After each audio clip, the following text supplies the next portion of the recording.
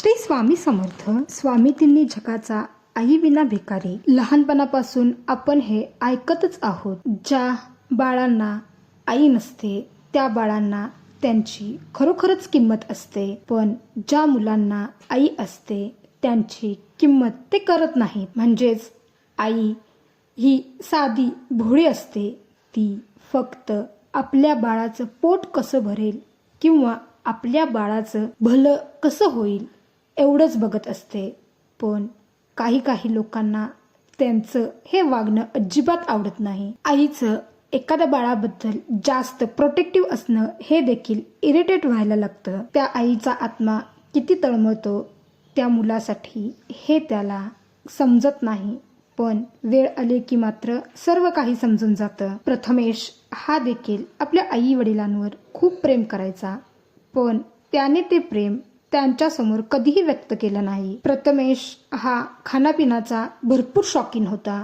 त्याची आई त्याच्यासाठी शक्य होईल तेवढं स्वादिष्ट जेवण करण्याचा प्रयत्न करत होती, पण त्याला ते जेवण कधी कधी आवडत होतं तर कधी कधी नाही. प्रथमेश हा एका महाविद्यालयामध्ये ॲज अ प्रोफेसर म्हणून काम करत होता. त्याचं लग्न झालेलं नव्हतं, त्यामुळे त्याचं सर्व काम ही त्याची आईच करत होती. प्रथमेशला लग्न करायचं होतं, पण त्याला सुगरण बायको हवी होती.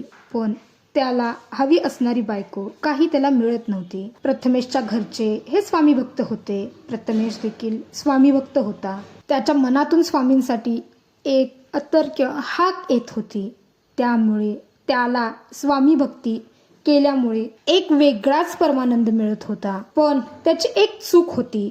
तो स्वामींची भक्ती अगदी मनापासून करायचा, पण आई बरोबर जेवणावरून खूपच वाद करायचा. आपण किती चुकीचं वागत आहोत हे त्याला समजतच नव्हतं. त्याची आई आणि बाबा त्याला खूप समजवण्याचा प्रयत्न करत होते, पण प्रथमेश कोणाचं काहीही ऐकत नव्हता. प्रथमेश महाविद्यालयामध्ये शिकवण्यासाठी गेल्यानंतर तो कॉलेजच्या कॅन्टीनमध्ये देखील जेवणावरून प्रत्येकाला नावं ठेवत असे.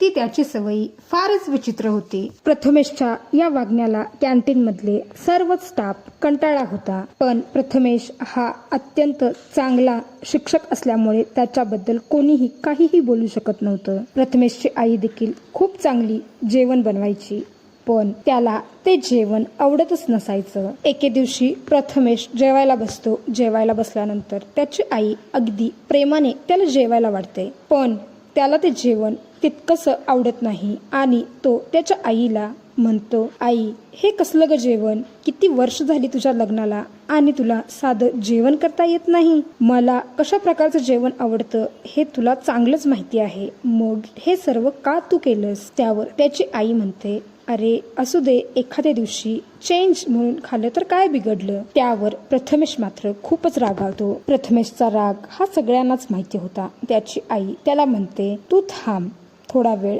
मी काहीतरी चांगलं तुझ्यासाठी बनवून आणते. पण प्रथमेश ऐकण्याच्या मनस्थितीत नसतो आणि तो न जेवताच घराच्या बाहेर जातो. त्याची आई त्याला खूप थांबवण्याचा प्रयत्न करते, पण तो काही थांबत नाही. प्रथमेशच्या या वागण्याचा त्या माऊलीला खूपच त्रास होतो. प्रथमेशची आई स्वामींजवळ नेहमी हेच मागायची, याला शांतता येऊ दे. पण दिवसेंदिवस प्रथमेशचा राग हा वाढतच चालला होता. थोड्या वेळानंतर प्रथमेश घरी येतो. त्याची आई त्याला म्हणते, बाळा जेवून घे. त्यावर प्रथमेश त्यांना म्हणतो, नाही मला भूक नाही, मी नाही जेवणार.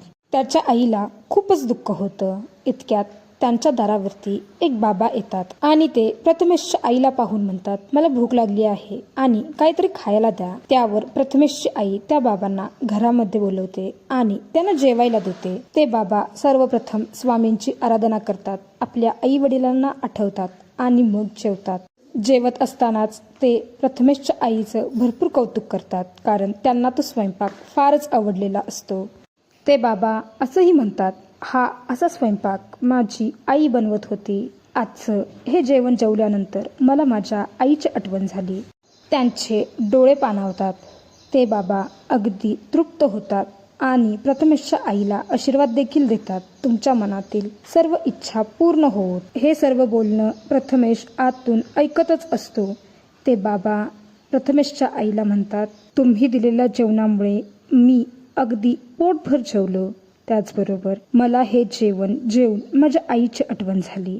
तुमचे आभार कसे मानावेत हेच मला समजत नाही. प्रथमेशची आई एवढंच म्हणते, आभार कसले त्याच्यात, तुमचा आशीर्वाद माझ्या मुलाच्या पाठीशी सदैव राहू द्या. मी माझ्या आईचा सांभाळ करत माझं पूर्ण आयुष्य घालवलेलं आहे. त्यामुळे ती आता नसल्यामुळे मला जेवण करून वाढायला कोणीही नाही. त्यामुळे मला भटकण्याची वेळ आली आहे. प्रथमेश हे सर्व काही ऐकतच असतो. ते बाबा असंही म्हणतात, ज्याला आई आहे ते या जगातील अत्यंत सुखी बालक आहे, पण ज्याच्याजवळ आई नाही ते मात्र भिकारी आहे.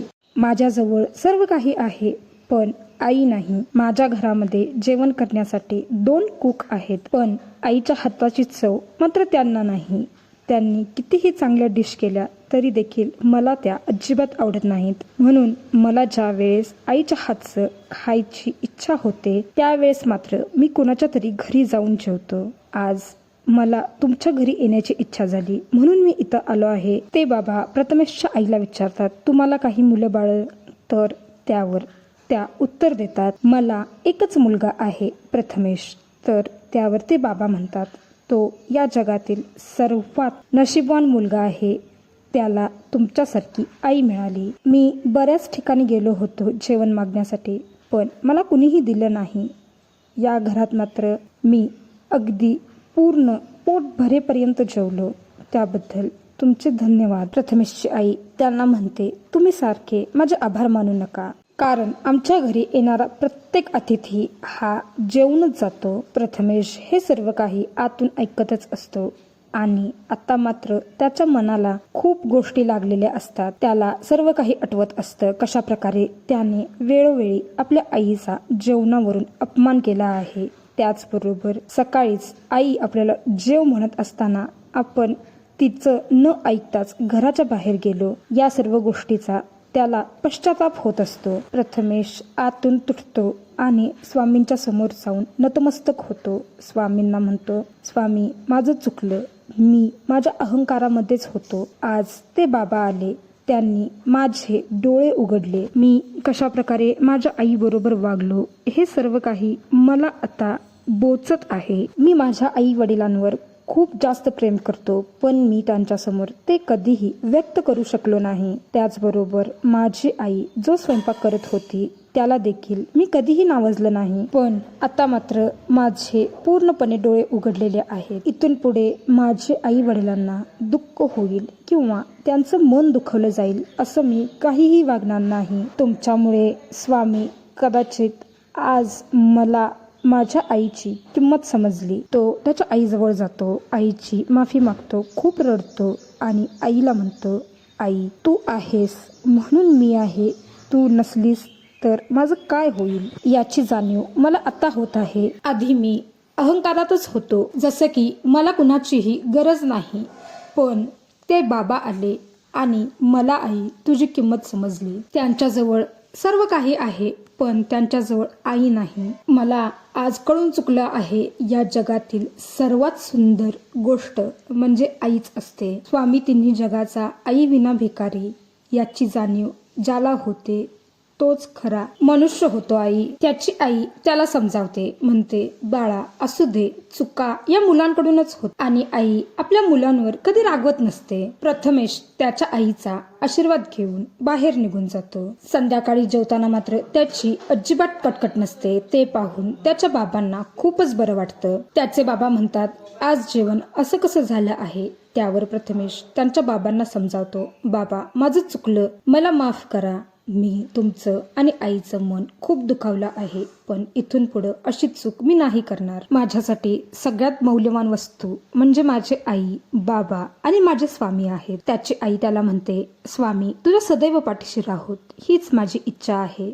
श्री स्वामी समर्थ, श्री स्वामी समर्थ. आजची ही कहाणी तुम्हाला कशी वाटली हे मला नक्की सांगा. तुमच्या आयुष्यात देखील असे काही अनुभव आले असतील तर माझ्या बरोबर नक्की शेअर करा. माझ्या चॅनलला लाईक करा, शेअर करा, सबस्क्राईब करा.